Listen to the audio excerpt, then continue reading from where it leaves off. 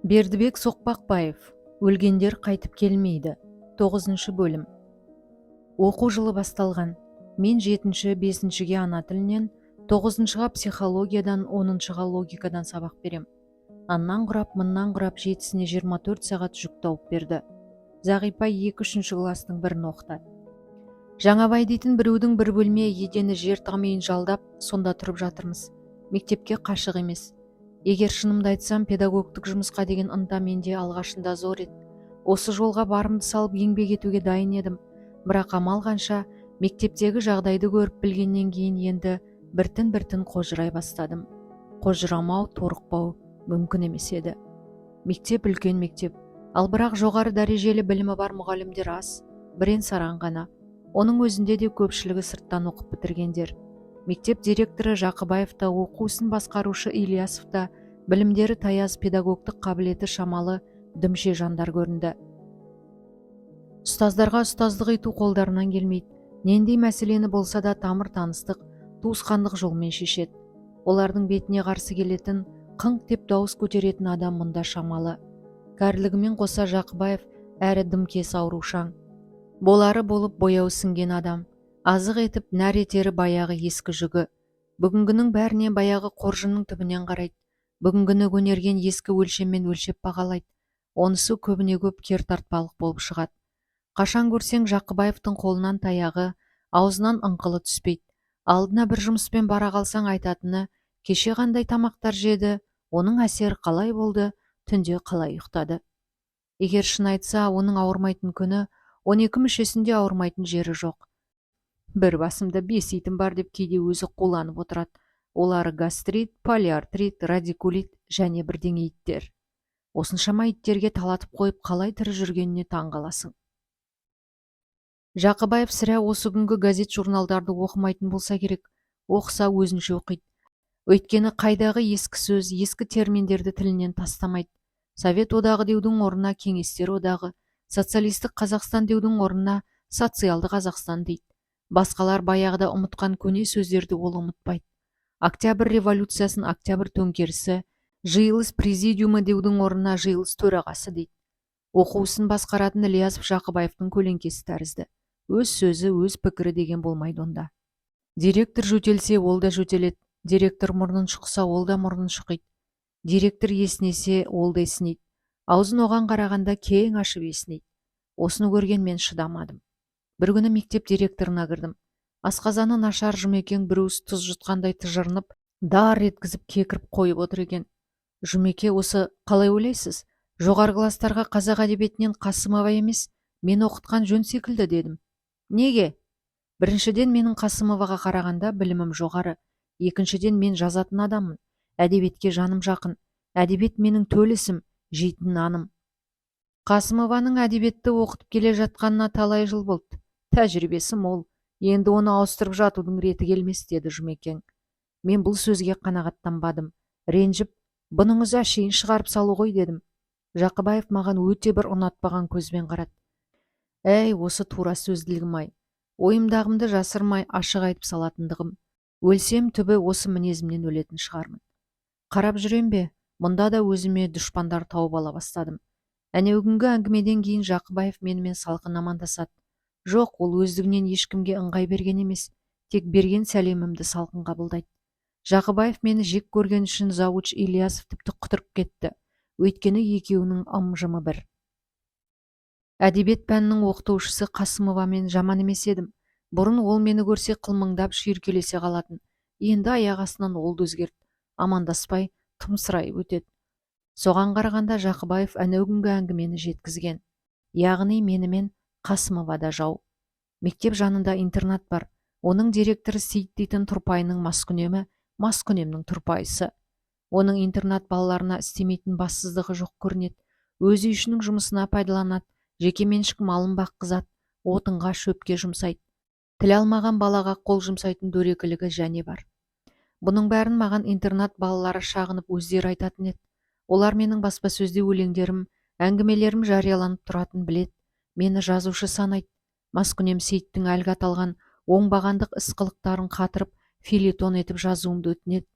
Ағай, сөйтіңізші, Сейіттің әкесін танытып өшімізді бір алып беріңізші дейді. Сейіттің қандай адам екенін жүре бара өзім де көрдім. Тізгін үздінің нағыз өзі екен. Кезекті бір педсоветте әй шықпырттым-ау. Интернат директоры болуға лайық адам емес дедім. Содан бері Сейіт, ол да менің жауым.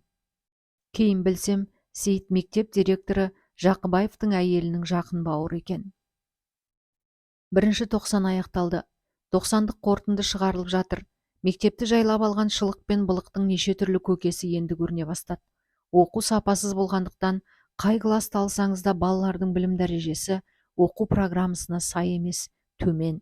Мәселен, мен сабақ оқытатын 5-ші класс оқушылары грамматиканың 3-4 класстарда өтілуге тиісті қағидаларын білмейді, оп-оңай сөздердің өзін қате жазады.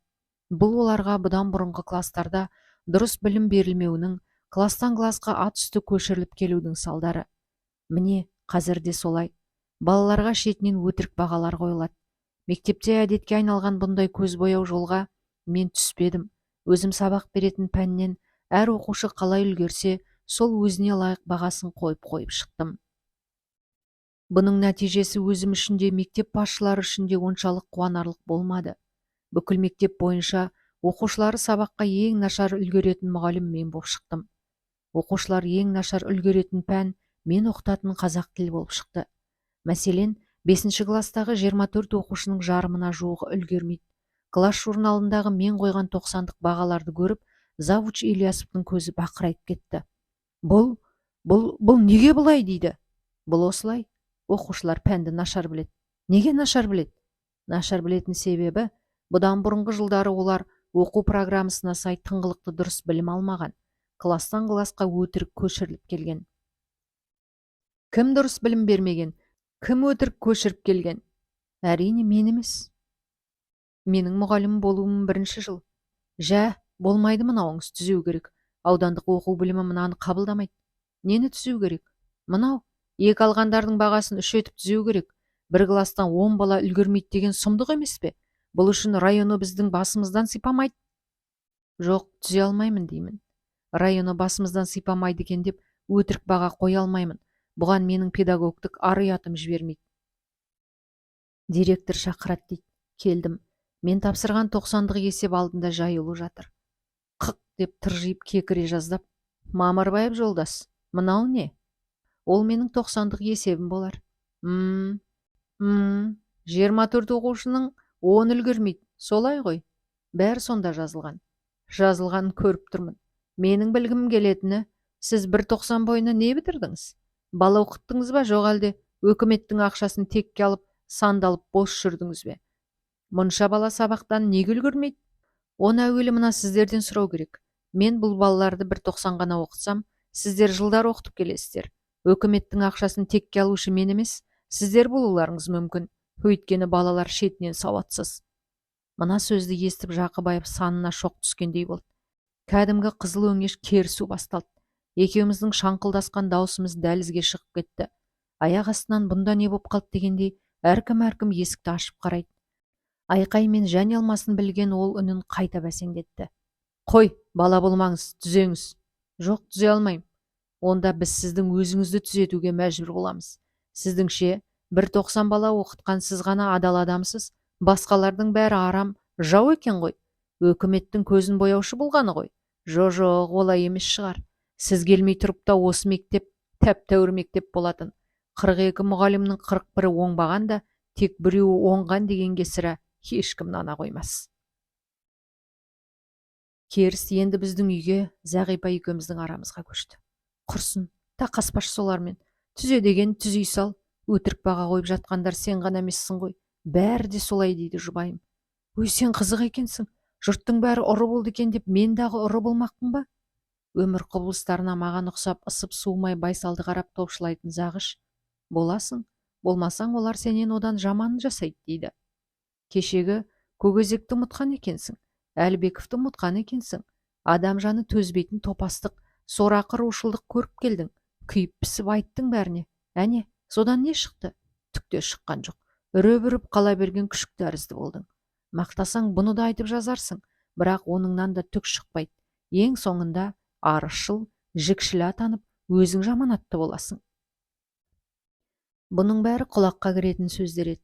Мен көп ойландым. Ақыры қолымды бір-ақ сілтеп, ымыраға келуді жөн деп таптым. Қашанғы тақасайын, темір екеш темірде тозып шаршайды. Ал мен адаммын ғой. Бұл болмаса күл болсын. Түзет дегендерінің бәрін түзетіп берейін. Тағы да Ілиясовтың алдында отырмын, көңілдімін. Ол қалай қисай десе солай қисаямын. Тіл табысып отырмын. Есебім енді қалай? Енді тамаша. Бұндай есеп үшін районы басымыздан сыйпайды ғой. Сыйпап қана қоймайды. Әлі дүйім жұрттың алдында үлгі етіп мақтайтын болады. Суретіміз құрмет тақтасына ілінеді. Мәселе міне қайда жатыр. Жақыбаев Ілиясовтарға керегі міне осы мақталу. Дүйім жұрттың алдында, мұғалімдердің аудандық жиын конференцияларында жақсы аталу. Құрмет тақтасының бетінен әр өткен бер өткен жұртқа ұялмай жымиып, күле қарап тұру. Қандай жолмен болса да осыған қолдары жету. Әлгіндей балаларға өтірік баға қою секілді, былықшылық мектепте көп ақ. Онымен күресуші аз. Кейбірінің бұған еті өліп кеткен, байқаса да байқамаған болады. Барлық жерде осылай деп қарайды. Ал енді бірі сен тимесең, мен тимеймін бадырақ көздейді. Өзінің қарабасының қамын, тыныштығын ойлайды. Енді біреулер күрестің әуресінен, машақат қиыншылығынан қашады.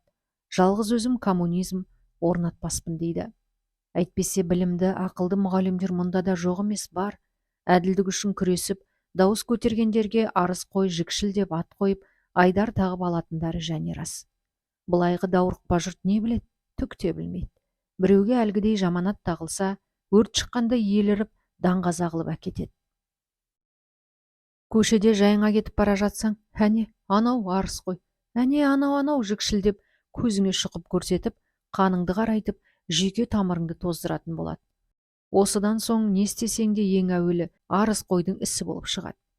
Иә, күрес жолы қиын жол, екінің бірі оған түсе бермейді, тек жүрегінің түгі барлар түседі.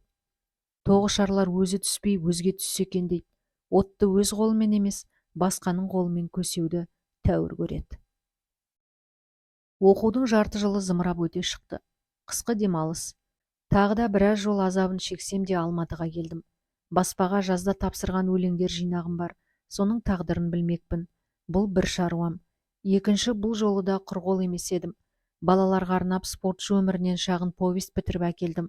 Соны Пионер журналына ұсынбақпын. 4 жыл өмірім өткен Астанамен әлі суысып үлгермегендіктен оны сағынғаным және бар. Институтта өзімен бірге оқыған Мұхамеди бұл күнде аспирант. Студенттер жатақханасының бір бөлмесінде тұрады. Былтыр оқу бітер кезде алған әйелінен ажырасып, екінші әйел алып үлгерген. Жора жолдасқа бейілі кең жігіт.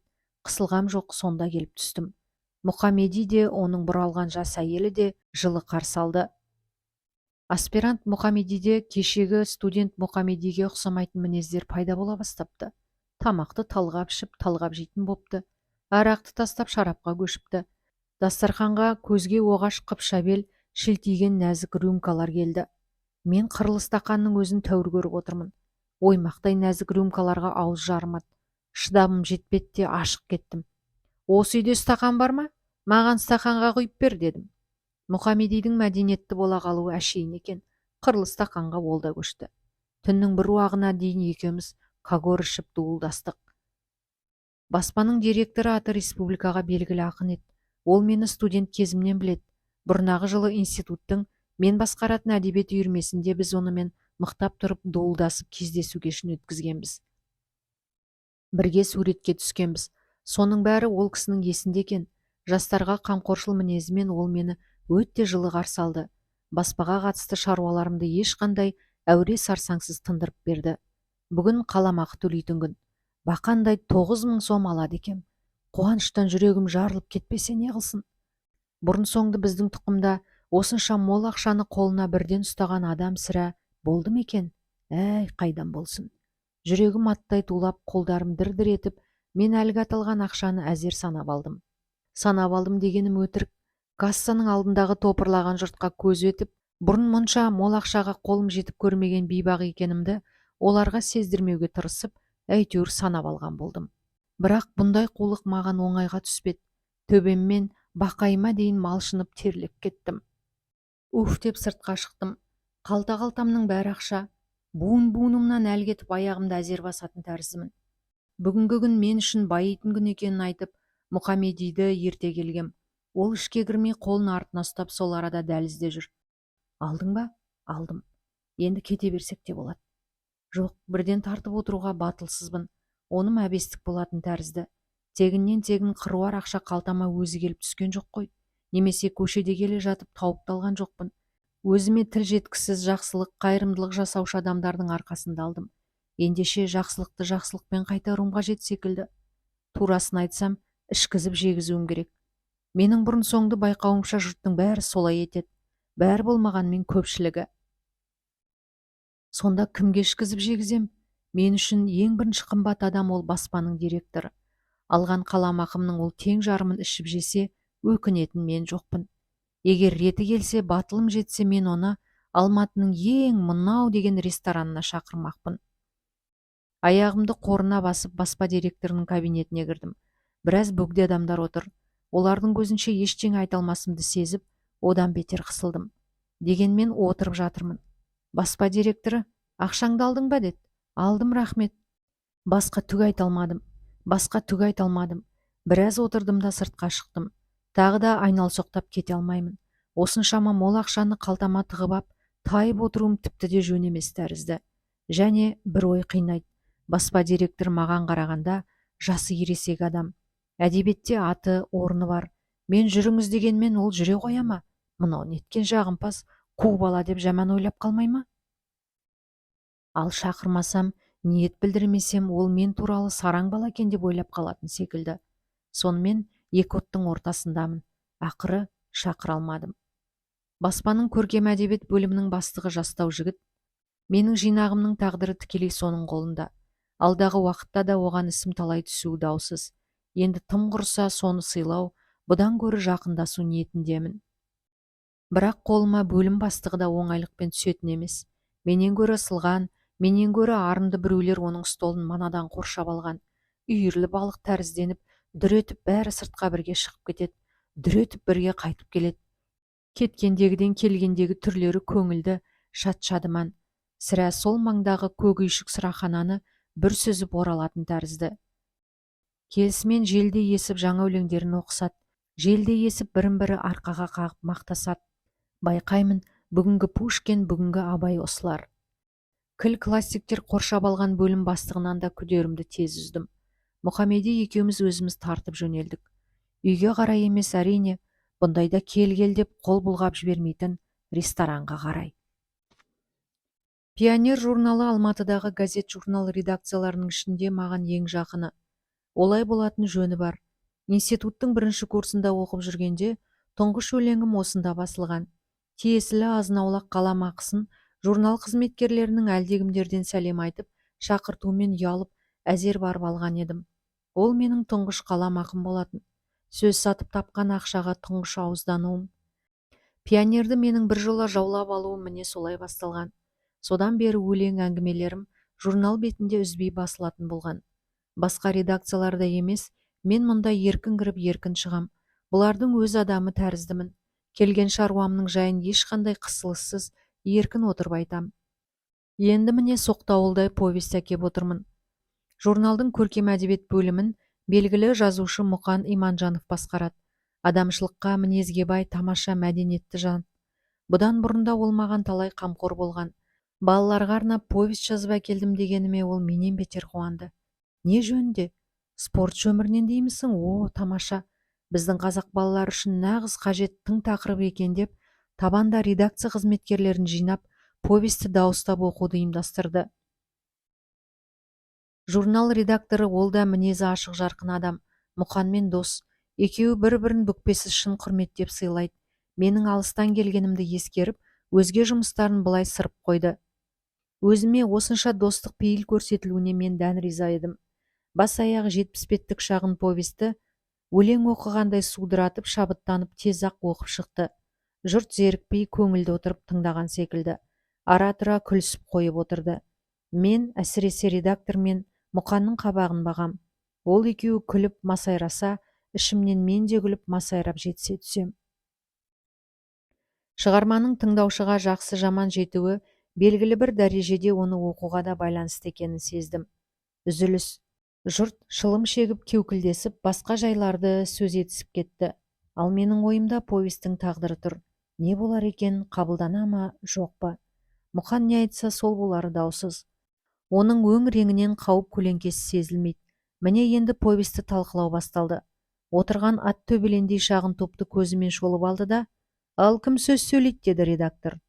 «Мұзафар сөйлей ме?» Мұзафар тайқып шықты. «Әуелі прозаиктер сөйлегені жөн ғой». «Олай болса мен айтайын», деді Мұқан. Бірінші боп өзге емес Мұқан сөйлегенде мен қуандым. Бір қыдыру мақтады. Түзеу үшін айтылған жеңіл-желпі сыны да бар. Келесі сөйлегендердің бәрі дерлік осы ізбен кетті. Өйткені бұл отырғандардың ішінде Мұқанды сыйламайтын, оның пікірін бедел тұтпайтын ешкім жоқ еді. Повест журналда басылатын болды. Кеудемен нан пісіп жер мен көктің арасына сыймай жеттім қорғанға. Алматының жарым бөлігін көшіріп әкелген адамдаймын. Үстімде келіскен қара драп пальто, жағасына барқыт ұсталған. Дәл осындай пальто институтта оқып жүргенімде профессор Жұмалиев те болушы еді. Мен қызығатын едім. Енді міне мен де киіп үлгердім. Қолыма су жаңа қызғылт чемодан ұстап келіп тұрмын. Құлыбы шіреп, әрең жетіп жабылған. Іші толы әртүрлі бұйым, шай, шамалақ, кәмпит. Мал сатып базар-базарлап оралған жолаушы тәріздімін. Жинақ қалған ақшаның тоз-тозы шыққан. Біразын тұйыққа шешеме жібердім. Байғұс анам менің адам боп, ел қатарына қосыла бастағанымды біліп, қуанып бір жасап қалсын. Іші тар туысқанның іші күйсін, осы үшін әдейі жібердім. Зағышқа біраз базарлық заттар алып келдім. Ақшаның дені шынын айтсам Алматының ресторан сыраханаларында қалды. Баспа мен журналдың бірінші басшыларына қолым жетпесе де, оларға сый-сыбаға көрсете алмасам да, оларды жоқтатпайтын зерделі азаматтар әлгі аталған мекемелердің төменгі қатардағы қызметкерлерінің арасынан Құдайға шүкір мол табылады. Тіпті мен қажет еткеннен де артық табылып жүрді. Ішіп қызып алғанға дейін осы көңілділіктің себепшісі болғандықтан әуелі мені мақтасады кеп, мен жазған азын-аулақ дүниелерді әдебиет аспанның сонау төріне апарып қояды, ал қызыңқырап алған соң әрқайсысы өзді-өзін мақтайды. Көңілді оралғанымды Зағыш түрімнен көріп: «Қалай, жақсы барып қайттың ба?» деді. Мен бас бармағымды көрсетем. «Мынау» деп қоям. Желдей есіп айта бастайым. Кітабым басылып шығатын болды. Баспамен шарт жасастым. 60% ақша алдым қаламақысына. Повесімді пионер ұнатып қабылдады. Келесі номерінен бастап томпылдатып баса бастайды. Ай сайын қыруар ақша домалап, одан келіп жататын болады. Бұны естіп, Зағыштың жүзі қуаныштан гүл жайнайды. «О, тағдыр, бізді де жеткізейін дедің бе?» Бұныңа құлдық деген ризашылық сезімі көзінен ап-айқын көрінеді. «Еркін, амансың ба? Ат көлік аман жақсы барып қайттың ба?» Бұл келген Жаңабай көрші. Біз жалдап тұратын мынау бір бөлме жаман там үйдің қожасы. Аудандық ақша бөлімінде агент болып істейді. Дүниеде ақшадан құдіретті, ақшадан күшті нәрсе бар деп ойлай қоймайды. Жаңабайдың соңында шұбаған қатын балалары. Осындайдан қалмайтын, бел бүкшиіп жазылмаса да сау адамға бергісіз зыр жүгеретін ауылдағы айтулы желаяқ жаяу почтаның бірі оның кәрі шешесі. Бұлар жаңа есіктерінің алдында шаруаларын істеп жүріп, менің келгенімді көрген. Кеткен кездегіден өзгешелеу түрмен оралғанымды байқап қалған. Осынау күндері тек мені ойлап жүрген адамдарша бәрі жамырап жөн сұрап жатыр. «Қайда болдың, не бітірдің, сапарың оңды болды ма?» Әлгінде Зағышқа айтқанымды бұларға одан гөрі өсіріңкіреп айтам. Мол іс бітірдім, мол ақша тауып қайттым. «Ол ақшаң қайда?» дейді Жаңабай жұлып алғандай. «Тәйір ақша тұратын бет, оңды-солды шашып жоқ еткенімді айтам. Шашпайшы, қуырдақтың көкесін түйе сойғанда көр» деп, нағыз көп ақшаға қолым жетер кезі әлі де алда деймін. Жаңабай мен бүкір кемпір ауыздарын ашып іштері күйіп тыңдайды. «Әкем-ау, сонша ақшаны сосын не істемекшісің?» дейді бүкіш кемпір. «Кәрия, аманшылық болса үй салам, осы көктемде үй салуға кірсем». Бұл сөз менің аузымнан оқыс шығып кетіп отырған жоқ. Маған үй жалдаушы дүние қоңыз Жаңабайға көрсеткен қырымды емес, бұл менің талайдан көкейкесті болып жүрген ең үлкен армандарымның бірі еді. Шіркін-ай, кең қолайлы етіп үй жай салып алсам, бау-бақша өсіріп, ат сиыр ұстасам, тұрмысымды түзеп алып сосын алаңсыз отырып жазсам. Осы арман менің көкейімде талайдан, тіпті студент кезімнен жүр. Атақты жазушылардың бір талайы деревняда тұрғанын білем. Лев Толстой, Тургенев, Қазіргі көзі тірілерден Шолохов. Абайда бар ғұмырын ауылда өткізбеді ме? Жүйрік ат, құмай таз ұстады, аңшылық, саятшылық жасады. Соның бәрін және дәріптеп жырлап кетті. Неге екенін мені де қалай емес дала қызықтырады. Даланың кеңдігі, табиғат, аң аулау, балық аулау көңілімді өзіне көбірек құштар етеді. Мен даярға маяр боп өскен жан емеспін. Өмірде кездесетін қара жұмыс атаулының бәрін дерлік атқардым. Өзімнің рахатым үшін әлгідей үй маңындағы шаруа кәсіппен шұғылдануды ешқашанда ар санамаймын. Қайта басқаға үлгі болуға жарайтын абыройлы істеп білем. Сөйтіп, енді жатсам тұрсам үй салуды ойлайтын болдым. Біреудің бір бөлме тар үйінде қашанғы қысылып отырмақпын. Зағыштың болса аяғы ауыр, ай күні жақындап келеді. Ертең нәрестелі боламыз, оны дұрыстап өсіру үшін де жағдай керек. Өмірдегі ең жаман нәрсенің бірі өзімдікі дейтін баспанаңның болмауы. Біреуге кірме болу. Есіктен еркін кіріп, еркін шыға алмайсың. Жүрсең тұрсаң қорынып, қор боп бітесің. Мына біз тұрған бір бөлме үйдің едені тақтайда емес жер. Жуып алуға келмейді. Сыпырса бұрқырап шаң көтеріледі. Өз үй, өлең төсегімнің болуы бір күн өмір сүрсем де рахат емес пе? Егер оны-мұны жағдаймен бұл арадан кетер болсам сатам. Өз үйім ол кассаға салып қойған ақшамен тең. Қаладағыдай мұнда ет, сүт сатылып тұрмайды. Өз үй, өз аулам болса мал да құс та ұстар едім. Ең бір құштар нәрсем шіркін бір тәуір ат ұстау. Бұл енді бар арманымның ішіндегі биік шыңы. Қазақ емеспін бе? Сылаң ұрған жақсы ат көрсем көзімді ала алмаймын. Жақсы жүйрік атқа тақымым тигенде бір жасаймын. Қоғамдық жылқы малына деген көзқарас соңғы кезде күрт өзгерді. Оны жаппай қыру, етке өткізу жүріп жатыр. Жоғарыдағы бір мықты, жылқы өнімді аз беретін мал десе керек. Оның бұлай деуі жекеменшік жұртқа онша теріс болмады. Колхоз-совхоздарда жылқы малының бағасы арзандап кетті. Жақсы ат, жақсы бие тауып алудың жолы жеңілдеді. Әйтпесе бұған дейін бұл жақта атақты жақсы аттың бәсі жеңіл машинамен пәр-пәр еді. Ағай, қазақ әдебиетін бізге сіз неге оқытпайсыз? Сіздің оқытқаныңыз жақсы еді ғой. Мен жұқашалап жауап берем. Бұл менің еркімдегі мәселе емес. Түйсінгіш балалар қазбаламайды. Кімнің еркіндегі мәселе екенін олар сезбейді емес. Жарқырап көктем келді. Поселкеде жаңа үй салушылар көбейді. Анда да мұнда да тыраштанып, кесек қойып үй қалап жатқан халық. Бұл өлке ағашқа тапшы. Құрылысқа қажет ағаш мұнда өспейді. Жұрт үйді негізінен қам кесектен тұрғызады. Әдемілеп қалап тұрғызса, кесек үйде қатып шығады. Үй салуға мен де кіріспекші болдым. Әрине өзім салмайым, кісі жалдайым. Оған мүмкіндік бар. Жалданып үй салатын шешендер көшеде жұмыс іздеп шұбап жүр. Олар еңбек сүйгіш, қол күшіне берік халық. Келіссең болды, істе дегеніңді істеп береді. Шешендердің семьялары әдетте үлкен болады. Қатын балалармен жабылып түгел қимылдағанда жапырып жібереді. Бірер жетінің ішінде бір үйді тұрғызып, іші сыртын сылап дайын етіп шығарады. Әуелі үй салатын участок алуым керек. Оны кім береді? Біреулер сельсовет береді деген сөз айтты. Сельсоветке келдім. Біз бұл мәселемен шұғылданбайтын болғанбыз. Аудандық атқару комитетіне барыңыз. Сонда құрылыс бөлімі дейтін бар. Егжей-тегжейін сол айтады деді. Шектей созылған ұзын коридордан мен бұл бөлімді әзер іздеп таптым.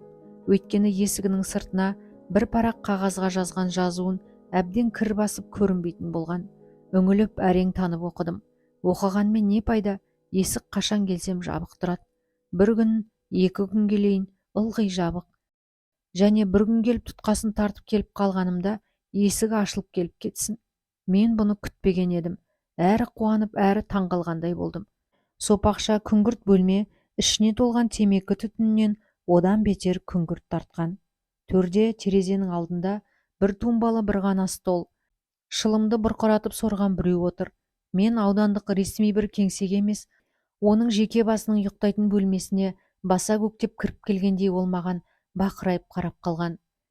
Төңірегімнен отыратын орындық іздеп таба алмадым. Бөлмедегі жарыққа сәл көзім үйренген соң байқасам, сақал мұрты тікенек боп өсіп кеткен біреу екен. Үстіне кигені тік жаға көне сарғыш китель. Жас шамасын мөлшерлеу мүмкін емес. Мүмкін 25-те шығар, мүмкін 55-те. Отыратын орын болмаған соң шаруамды түрегеп тұрып айттым. Мен осындағы орта мектепте мұғалім едім. Үй салсам деген ойым бар. Соған участокты қалай алуға болады? Үйді неден салмақсыз? Қанша бөлме етіп салмақсыз? Қашан бастап салмақшысыз деп сұрап бастады. Сіз бұл мәселемен колхозға барыңыз, деді әлгі. Колхозға? Бұл жерде колхоз қожа, колхоздың жері. Сіз арызды участок сұрап колхозға жазыңыз. Олар қаулы шығарады. Сосын сол қаулының көшірмесін және салатын үйіңіздің жобасын алып бізге келесіз. Үй салу үшін де біраз машақатты бастан кешу қажет екенін енді білдім. Тәртіп солай болғасын амал нешік көнуге тура келді. Арыз алып колхозға келдім. Арызыңызды тастап кеттіңіз, қазір науқан кезі, қар балас. Бүгін ертең қарай алмаспыз. Науқан біткен соң қарармыз. Әуелі колхоздың басқарма жиналысында қаралады. Сосын жалпы жиналыс қарап шешет деген сөз айтты. Қиын емес шаруаны осынша қиындатып қойғанға басымды таңырқай шайқап сыртқа шықтым. Күндер зымырап өтіп жатыр. Қаралған арыз жоқ. Олардың науқаны біткенше жаз да бітетін түрі бар. Мен асықты екен деп асығатын колхоз көрінбейді. Тіпті бара-бара председательді мез етіп біттім. Соңғы бір барғанымда ол маған қатаңдау сөз айтты. Шырақ, сенің арызыңды қарамақ түгіл, өзіміздің басымызға атып мұрнымыздан су кетіп жатыр. Арызың қаралады, айтамыз өзіміз, деді. Менен басқа үй салмақ болғандардың бәрі қимыл үстінде. Поселкенің ана шет мына шеті бір құр емес, қаптап кесек құйып үй қалап жатқан халық. Мен таңмын, олар рұқсатты қашан қалай алып үлгерді? Әлде алдын ала қам жасап қысталып алдым екен? Жақынырақ маңдағы үй салып жатқан біреулердің қасына келдім. Сыпайы сәлемдесіп, сосын жұқалап сұрастырып көрсем, үй салуға рұқсат қаулы жоба дегеннен әлгілер дым білмейді. Менен тап бір шүршітші сөйлеп тұрғандай бетіме бажырая қарап, не қылған қаулы, не қылған жоба, ол кімге қажет, дейді. Маған ұқсап үй салатын орын сұрап, ешкімнің алдына мөлейіп бармаған. Осы араны өзіне ұнатқан да бірден үй салуға кіріскен. Жоба да өзінікі, білетіні осы. Және біреулерге барсам, олар да сөйтеді. Үшінші, төртінші үй салушылардың бәрі солай. Әлгілердің көпшілігі тіпті ауданда құрылыс бөлімі дейтін мекеме барын білмейді, естімеген. Естісе осы қазір ғана менен естіп отыр. Мен ақымақ болып жүргенімді енді білдім. Заңда, тәртіпте не шаруам бар еді?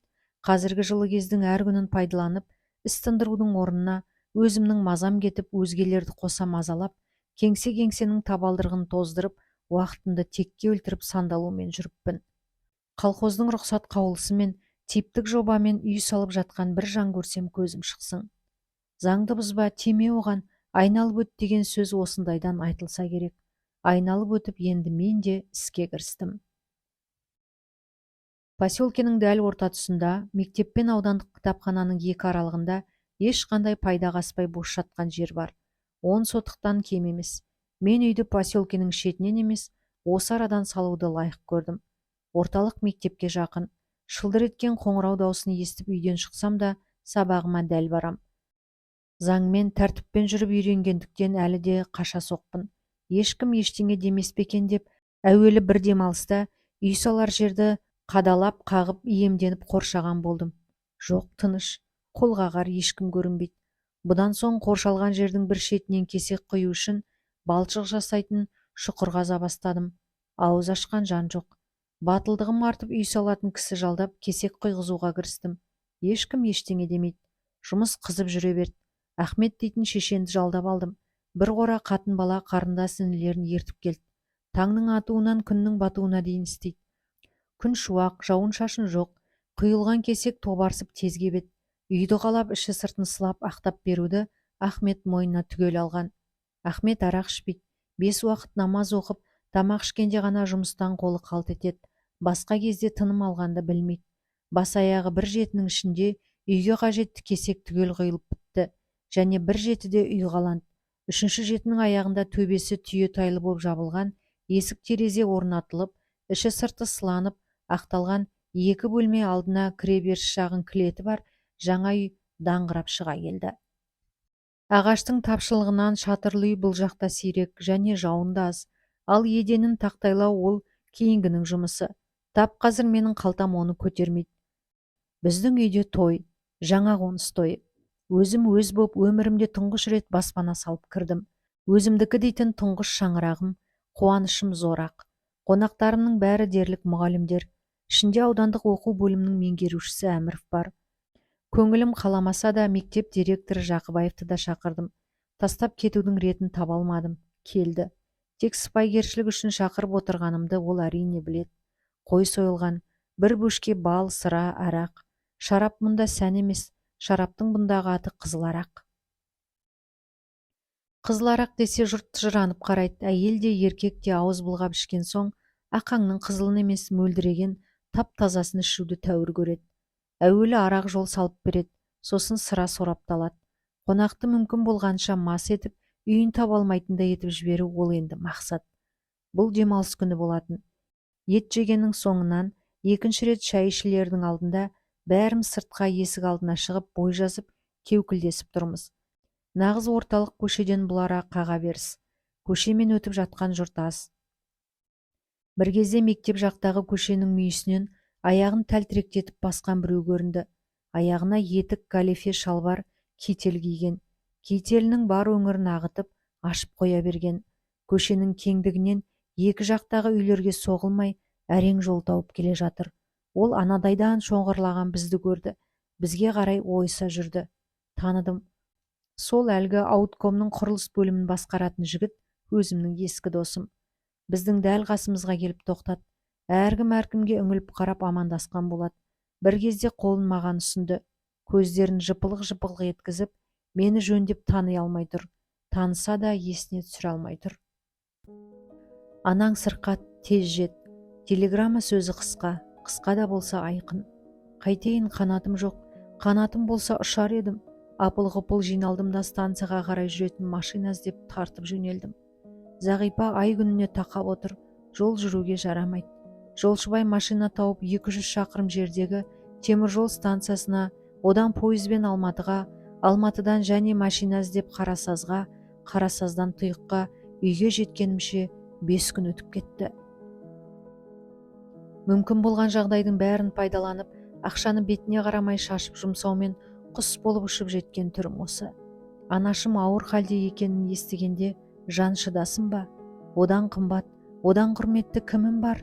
Бізді, Сәрсебек екеумізді өсіріп, адам етуден басқа ол өмірде не ойлады? Осы жолда тартпаған азап мехнаты қалды ма? Не қызық көрді бейшара жан? Жас кезімде үлкендердің аузынан алдамшы өмір, опасыз ит өмір деген секілді сөздерді көп еститін ем. Бірақ қандай мағынада айтылады деп мән беріп ойлана қоймайтынмын. Енді осы жолы ойландым. Осы жолы бар жан тәніммен шамырқана сезініп ұққандай болдым. Иә, адам өмірі деген тесік шелекке құйылған су тәрізді болады екен. Тіршіліктің оны мұны шаруа қамымен күйбеңдеп, басын қатып жүргенде бір күні сарқылып бітіп қалғанын білмей де, байқамай да қалады екенсің. Алдамшы емей немене, опасыз емей немене. Тұйықтың да төбесі көрінді-ау. Ауыл сол баяғы орында, баяғы ел, күйбең-күйбең баяғы сол тіршілік. Ештеңе болмағандай, ешкім өліп жетілмегендей. Байқасаң, өмірлік алдамшылығының да бұл да бір қыры. Мені анамның ыстық құшағының орнына жаңа қазылып көмілген, түсі суық, томпиған қабір қарсы алды. Бір ауыз тілдесіп, қоштасып та үлгермедім асыл жанмен. Өмірдің опасыздығы емей немене бұл? Қаныша жеңгем аңырап жалғыз отыр. Анам көп ауырмапты. Кешқұрым ойбай басым деп жығылған төсегіне ертесі дүние салған. Шарықтыға Құдай, алар болсаң жанымды қинамай ал, бала шағаға масыл қылмай, қор қылмай ал деп ылғида жалбаранып тілеп отырушы еді. Құдай оның дәл осы тілегін айнытпай беріпті. Бишара жан арманыңа бір жетіп өтші дүниеден деп жанын қинамай алыпты. Анамнан өлі айрылсам, Қаныша жеңгемнен тірі айрылып, қайғы үстіне қайғы арқалап қайттым. Қаныша да менің анам еді, кіші анам еді. Қиын қыстау кездердің бәрінде бір дәнді бөліп жескен, ыстық суықты бастан бірге кешкен қимасымның нағы өзі еді ғой. Біз үшін Сәрсебектің от өшіп, шаңырағы құламау үшін ол не көріп не көнбеді. Бәріне де көніп еді. Енді сол аяулы жеңгем оқу жылы аяқталған соң келіп, Қорғанға көшіріп әкетейін десем, бас шайқайды. Айтатыны: «Ерка, сен мені көшіріп әкеткенде не істейсің қалқам? Арбаның 5-ші дөңгелегі секілденіп, сендердің соңдарыңа жармасып алғаным жараспас. Жыл орнымды суытып тағы да кімнің алдына барып қызмет сұрап тұрмақпын? Одан да өз күнімді өзім көрейін. Тағдырдың маған деген бір жазуы бар шығар». Сәрсебек кебін киіп кетпеп еді, кебенек киіп кетіп еді. Үмітімнің шырағын шамам келгенше әлі де өшірмеуге тырысам. Еңкейген етегіне сүрінген кәрі емеспін. Өз жанымды өзім бағалатын шығармын. Менің бұдан былайғы өміріме сен енді ерік бер қалқам. Жеңгемнің бұл айтқан сөздерінде қаншама терең мағына астар жатыр. Лебі қаңтардай қатал болғанымен, қаншама бас бұрғызбас өмір шындығы жатыр. Кешше болып кетпесем, мен бәрін де түсінем. Иә, ол жас әлі. Өмірімнің алды анау, арты анау деп тоқыраған жан емес. Әлі де үміті бар болашақтан. Сондықтан да өзі айтқандай, арбаның 5-ші дөңгелегі болып, өмір бақи бізге тіркеліп жүре алмайтыны белгілі. Осының осылай екенін іштей мойындасам да, сыртымнан бір ауыз: «Жеңгем, сөзің дұрыс» деп айту мен үшін қиын еді. Мен тек еріксіз егіліп, жылағанды білдім. Әлім дегенде өзімнің екі көзіме ғана жетті. Екінші анамдай болған аяулы жеңгемнен ажырау бұл мен үшін тым қиын жағдай еді. Өзімнің 4 мүшемнің біреуін өз еркіммен кесіп тастағанмен тең еді. Қайтейін, қиналып күйзелсем де көнбеске шара жоқ. Ой, ит тағдыр-ай, кейде пендеңді аяу дегенді білмейсің-ау. Қорғанда 2-ші жыл мұғаліммін. Мектеп басшылары сол бұрынғылар. Мұғалімдердің ішінде бірлі жарым кеткендері, келгендері бар. Шынымды айтсам, бет ашылған келіндей, мен бұл кезде мектеп басшыларын онша сыйлай қоймаймын. Көбінесе өзіммен өзім болып жеке жүрем. Мектептегі сабағымды, өзіме тапсырылған қоғам жұмыстарын білем. Өзі шақырғанда болмаса директор кабинетінің есігін ашу дегенді қойғам.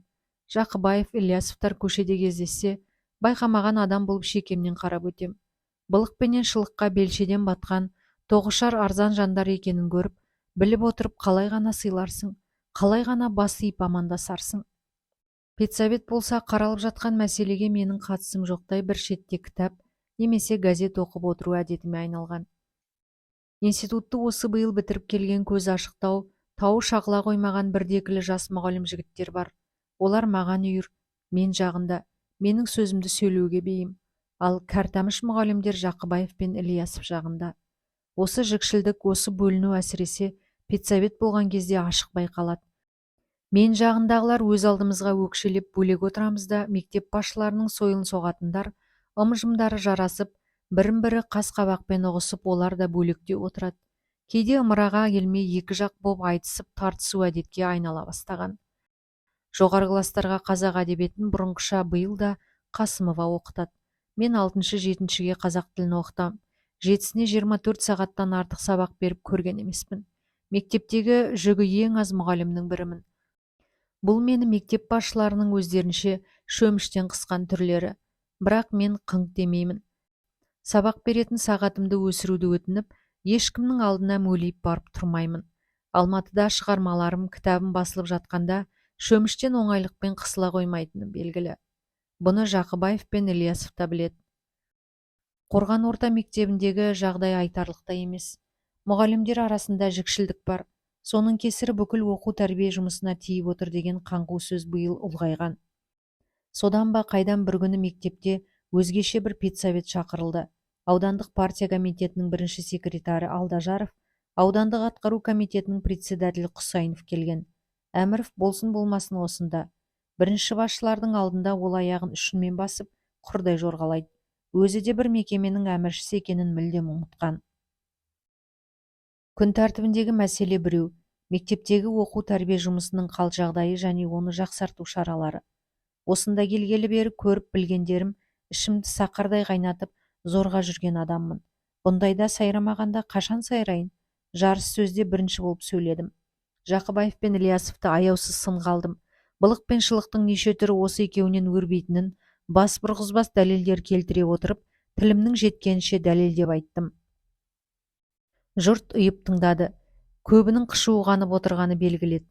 Директор мен завучтың мойындарынан су кеткен. Төмен қарап мөлиіп тек тыңдаумен отыр. Кейбір тым сорақы фактілерге тоқтаған кезімде Алдажаров сөзімді бөліп: «Жақыбаев жолдас, осы рас па? Ілиясов жолдас, осы шынында да осылай ма?» деген секілді киме сұрақтар беріп отырды. Рас демеске ана екеуінің әдісі жоқ. Мені жақтайтын жас жігіттер мұндайда менің сөзімді қостап масайрап қалады. Бірақ бірде-бір жарыс сөзге сұранбады. Әлгіндей орындарында отырып қоқаңдаудан әріге бара қоймады. Әлсіздік атаулыға атой сап, қарсы шапқан сонда негізінен мен ғанамын. Дон Кихот мен ғанамын. Жақыбаев та сөйледі бұл жиында, бірақ маған қарсы келмеді. Менің бірде-бір сөзімді теріске шығармады. Кәдімгі көпшілік жиындарда көп айтылып, мезі қылған жалпылама жауыр сөздер. Өйтейік, бүйтейік деген ұран шақырулар. Тату болайық, біріміздің білмегенімізді біріміз айтып көмектесейік. Мүмкін кемшілігіміз де бар шығар. Кемшіліксіз адам болмайды деп ұлы көсеміз Ленин өзі айтқан. Кемшілігіміз болса түзейміз. Жолдастардың айтқанынан қорытынды шығару, ол біздің борышымыз деген секілді құр сылдыр жуып шаю.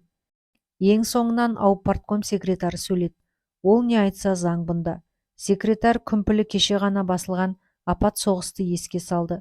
Халқымыздың өмірінде соғыс кеселдік келтірмеген сала жоқ. Соның бірі халық ағарту ісі.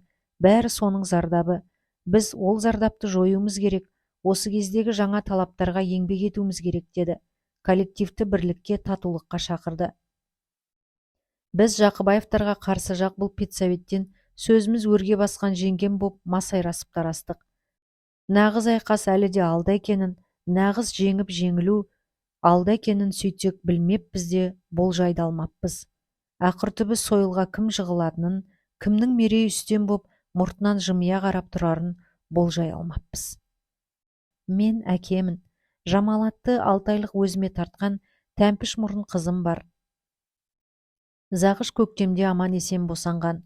Бұдан былайғы бір алданышың енді осы болсын деп жас нәрестені маған сыйға тартқан.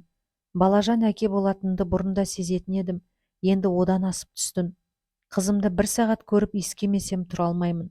Шіркін, күн, ауа, жөргек иісі араласқан сәбидің жас иісінен асқан сүйкімді не бар екен? Ұнатпайтыным сәбидің жылаған кезі, әсіресе түнде жылағаны. Тәтті ұйқымды бұзғанына зығырданым қайнайды. Бірақ мен тұрып жұбатпайым, жұбатып емізетін зағыш. Мен көрпемді одан бетер бүркеніп, екі құлағымды тығындап, бұдан былай ештеңе естімеуге тырсам. Таңертең ұйқым қанып тұрған соң енді жыласа жылай берсін. Өсе бастаған балаға ақ қажет болатыны белгілі, ал сүт мұнда еш жерде сатылмайды. Колхоз сауған сүтін маслопромға өткізеді. Мал шаруашылығы ауданында қалың малдың ортасында отырып ет, сүт сатып ала алмау бұл енді ақылға сыймайтын іс. Сармай да солай. Өздері мал ұстамайтын қызметкер жұмысшылар ет майды мүмкіндіктері болғанда сонау алыстағы облыс орталығынан теміржол станциясынан тасиды. Сүмеңдеп көршілерден сүт сұрап жүрмейін деп біреудің жаңа туған құнажынын сатып алдым. Сөйтіп біртіндеп малды бола бастадым. Бір жақсы ат ұстау арманым еді, ол да орындалды. Түр тұлғасы келіскен, жүрісі де, жүйріктігі де бар бір дөнең шығар сары ат сатып алдым. Бақпаса мал, қарамаса қатын кетеді деген мақал бар. Ол рас. Баға білсең ғана мал құтаяды. Малға жем шөп тұратын қора жай қажет.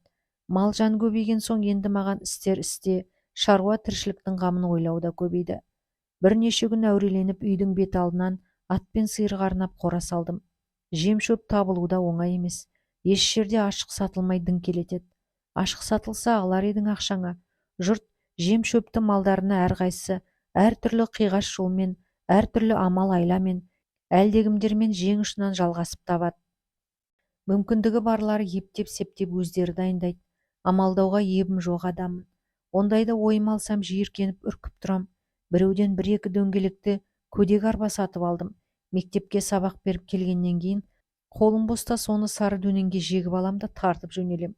Колхоз егісінің ара-арасынан, арғы арықтың бойынан жекешеге рұқсат етілген жерлерден малыма пішен орып әкелем. Қысқасы, осындағы нағыз шаруа қордың біреуіне айналдым. Қолымнан айыр, күрек, балта түспейді. Малымды уақытылы жемдеу, суару, қора тазалау. Ойлайтыным тек осы. Майлаяқ атты қарала күшік асырадым. Өзі сондай ақылды, құймағұлақ, айтқаныңның бәрін түсінеді. Жамалжаным екеуі дос, қолына кәмпит нан ұстатсаң, Жамал күшігімен бөліп жеп отырғаны. Жамалдың омырауына төгілген айран сүтті Зағипадан бұрын байқап көрсе, майлаяқ жалап тазартады. Әрине бұл да аз көмек емес. Жаңа үйдің әлі бітіп болмаған жұмыстар толып жатыр. Оны да шетінен өзім бітіре жүрем. Қолымнан келсін келмесін бірдеңе істеуге, тұрмысты жеңілдетуге себі тиетін бірдеңелер ойлап табуға құштармын ақ. Үйімнің айнала сыртын шарбақтан әп-әдемі етіп қоршап алдым. Енді қақпа орнатуды ойлап жүрмін. Тек бір жұмысым қозғалыссыз қалып қойды. Сонымен шұғылдануға ғана уақыт табылмайды. Ол жазу, творчество. Жұмыстарымның ішіндегі ең бастысы, құдіреттісі. Үй салып шаруа құрып алған соң алаңсыз отырып жазармын-ау деп ойлаушы едім. Сөйтсем оның бекершілік екен. Өзің жалғыз ілік болып шаруамен басын қатса, жазу жайына қалып қояды екен. Шынымды айтсам, қызыл сиыр мен Сарат жазатында кәсібім бар екенін маған ұмыттыра бастады. Таңертең оянғанда бүгін бірдеңе оқу жазу тұрмайды басымда. Үйдің отын суы, Сарат пен қызыл сиыр, бұзаудың жем шөбінің қамы тұрады. Жоқ, бұл болмайды екен деген қорытындыға келдім. Жазушы болуды бала кезімнен армандайтын едім. Енді міне кім боп барам? Мына хал, мына тұрмыспен байқасам, алдыңғы уақытта да жаза қояр түрім байқалмайды. Қолым боста ұстайтыным қалам емес айыр күрек. Төр үйдің есігін тарс жауып столға жабысып отыра қалу орнына мал қорадан шықпайтын болдым. Шаруамен айналысқалы өзімді өзім күтуден де қала бастадым. Қара жұмысқа не ыңғайлы болса соны кием. Ұзақ күнге үстімнен салтақ-салтақ қара фуфайка, аяғымнан тарп-тарп еткен кирзо етік түспейді. Қайта студент кезімде ықтиятты, өзімді өзім күтінгіш едім. Екі кеме құйрығын ұста жетсе бұйрығын деп, әрі шаруа, әрі творчество екеуін бірдей қабат алып жүру, ол менің қолымнан келмейтін әрекет екеніне көзім анық жетті. Сарат, қызыл сиыр, қызыл бұзау маған жазу жазғызбайтынына көзім анық жетті. Екеуінің бірін қалауым керек тәрізді. Әдебиетті қаладым. Ендігі жоспар мынау: оқу жылы аяқталысымен үй жайды, малды сату, сосын Алматыға кету. Сарат, қызыл сиыр, қызыл бұзаудан сөйтіп құтылу. Жақыбаев, Ильясовтардан құтылу. Толстойға ұқсап деревняда тұрып көрдім, бірақ Толстойша жаза алмадым. Мүмкін қалаға барсам жазармын. Алматыдан шеттеп алыстауым, әдебиеттен шеттеп алыстау болатынын бір кезде жөнді ескермеген тәріздімін. Ескерсем нем бар мұнда келіп, қалаға немесе қала маңына жабысып жатып алар едім ғой. Уақасы жоқ, кештен де кеш жақсы. Сөйтіп енді орысша айтқанда, чемоданное настроениенің адамдарымыз. Зағыш менің еркімнен шықпайтыны белгілі. Өзің біл, тышқандай бір баламен қайда барсақ та жан бағатын шығармыз деп қарайды. Көңіл-күйім әлгідей болған соң мен енді тіптен еркінсіп кеттім. Мектеп басшыларын адам екен деп көзге ілмеймін. Қолдарыңнан келетіні болса бір емес, екі істеңдер. Тіреп тұрған аспандарың болса төбемнен тастап жіберіңдер деген сөзді керіс талас туа қалса ашық айтам. Сөйтсем бұным әрі асығыстық, әрі астамшылық екен. Пәлеқор дұшпандарымның қолынан әлі де талай нәрсе келетінін болжай білмеуім екен. Ақыры бір күні ойламаған жерден қатырды олар мені. Мықтап қатырды. Мойнымды астыма қайырып, ома қастырды десем де болғандай еді. Ә десең мә деді де, аспанды төбемнен шынында да тастап келіп жіберді. Шынымды айтсам, бұл жолы да бәріне өзім себепшімін. Бетегеден биік, жусаннан аласа болып, аяғымды үшінен басып жайына жүре алмайтын ит мінезім себепші. Ақжүрек партизандығым себепші. Осы қыста мектепте Манабаев дейтін шәнтік, есерсоқ біреу пайда болған. Хим биологиядан сабақ береді. Өзінің оқытатын пәнінде білмейтін дәрменсіз дәлдір біреу.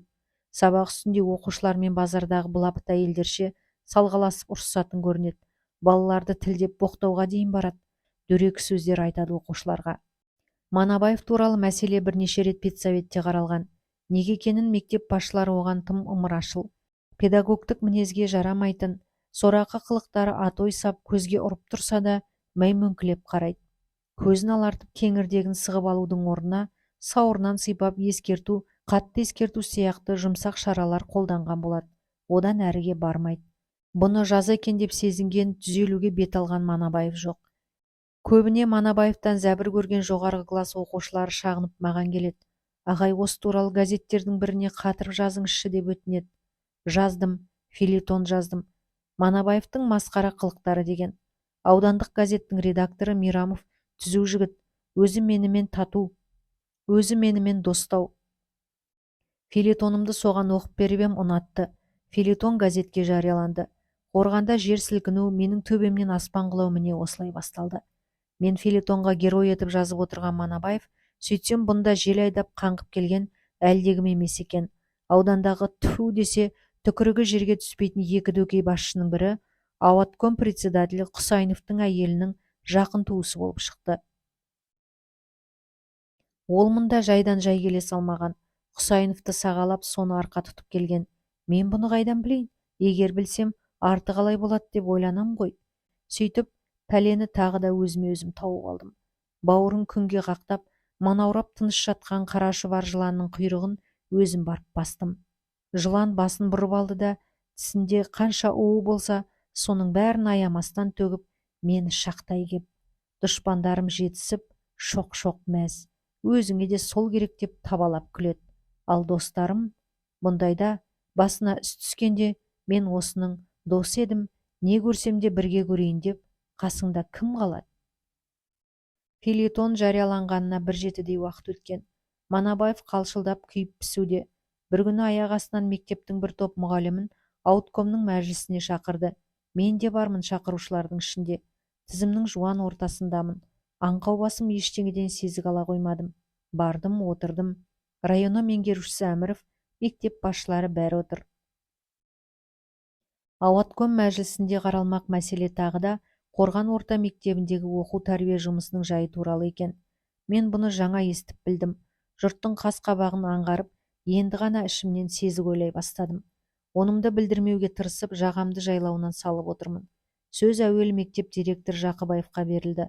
Оның айтуынша, бұрынғы жылдар Қорған орта мектеп үшін қой үстіне бозторғай жұмыртқалаған тамаша жылдар болған. Мектеп аудан бойынша ең алдыңғы қатардағы мектеп еді. Мұғалімдер коллективі сүттей ұйыған тату болатын. Біреуге біреу нағыз досша, нағыз большевикше көмектесіп, ауыз жаласып еңбек ететін. Оқу тәрбие жұмысының дәрежесі, балалардың сабаққа үлгерімі қазіргі кездегіден пәленбай есе жоғары болған. Ол заман, алтын заман енді жоқ. Өтті кетті. Мектеп бүліне бастады. Сүттей ұйыған мұғалімдер коллективінің арасына жік кірді. Бұған кінәлі кім? Кінәлі мектепке биылдар келген жас мұғалімдер. Атап айтқанда Мамырбаев.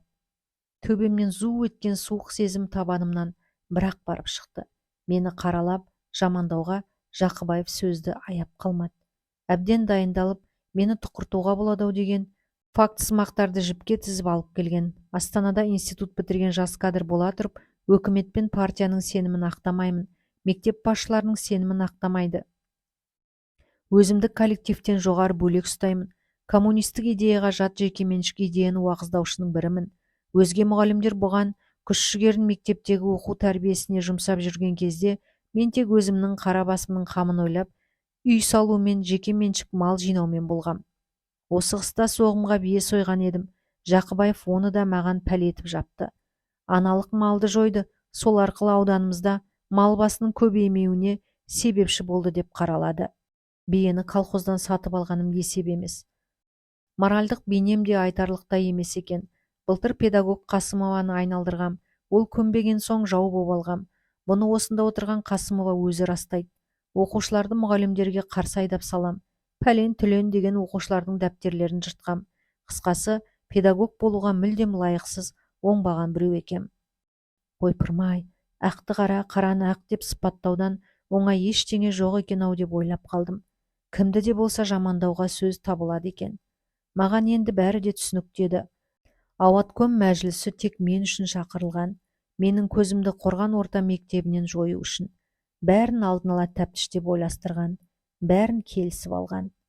Кімдер сөйлейді, қандай ұсыныстар жасалады, оны кімдер қостап, кімдер қостамаған болады, осының бәрі алдын ала әзірленіп, кесіп пішілген дүние екен. Ауатком председателі Құсайынов сөйлетті. Осындағы совет үкіметін бір өзі сүйреп жүрген адамдай, мен оның жолына көлденең тұрғандай столды тоқпақтап, аузынан түкірігі шашырап қалш-қалш етті. Бұл секілді жат мінез бұзақыны мектепке жақын жолатуға болмайды, қуу керек деп тоқтады. Аупарткомнан 3-ші секретар Сырғажанова дейтін қызылбет әйел қатысып отырған. Байы жоқ.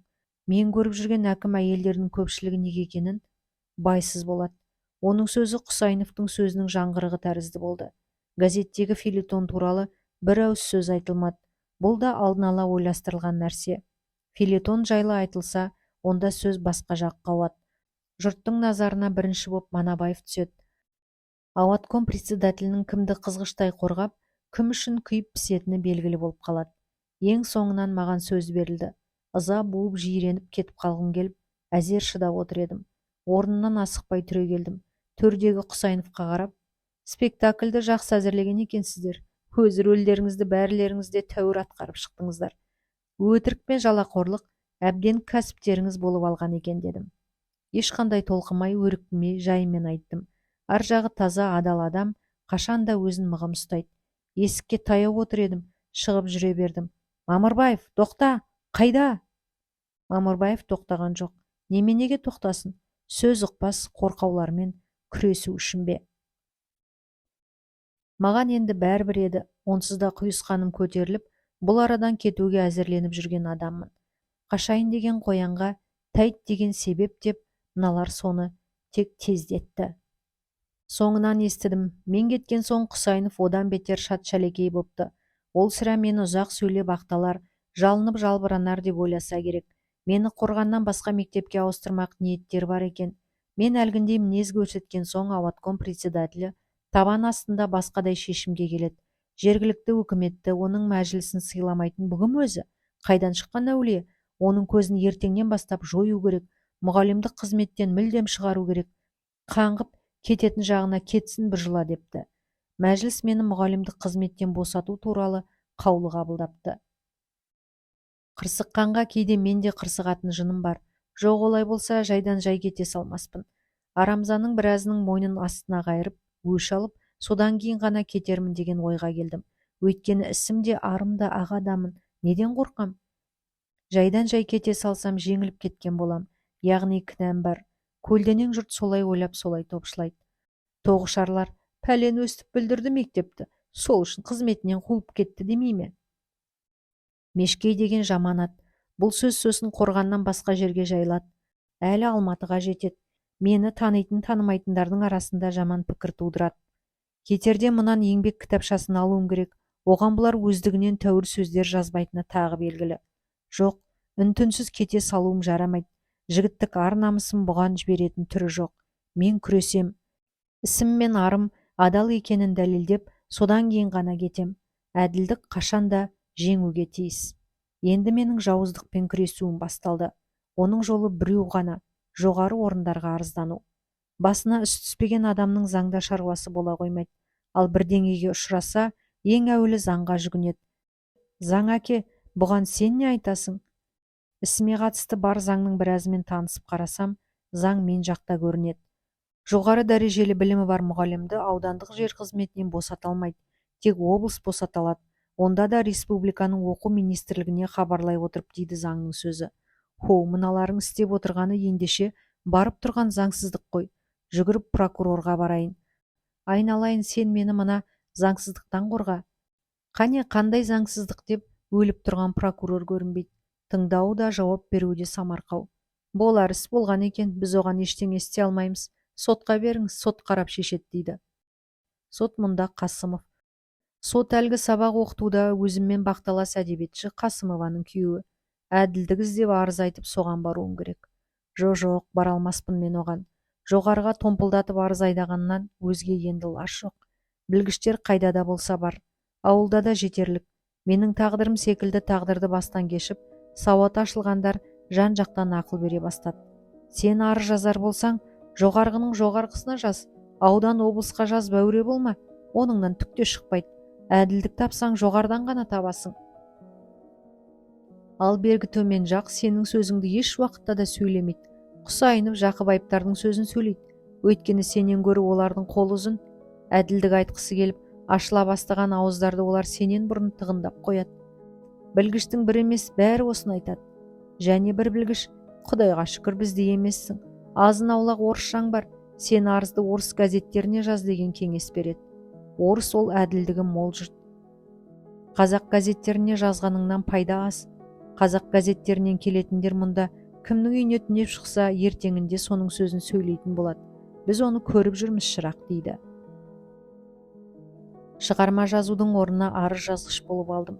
Таңертеңгі шайымды ішісімен басымның тың кезінде столға жабысып алам. Бір ғана жазып қоймаймын, көшірем. Арыздың бір емес, бірнешеуі жөнелтіледі.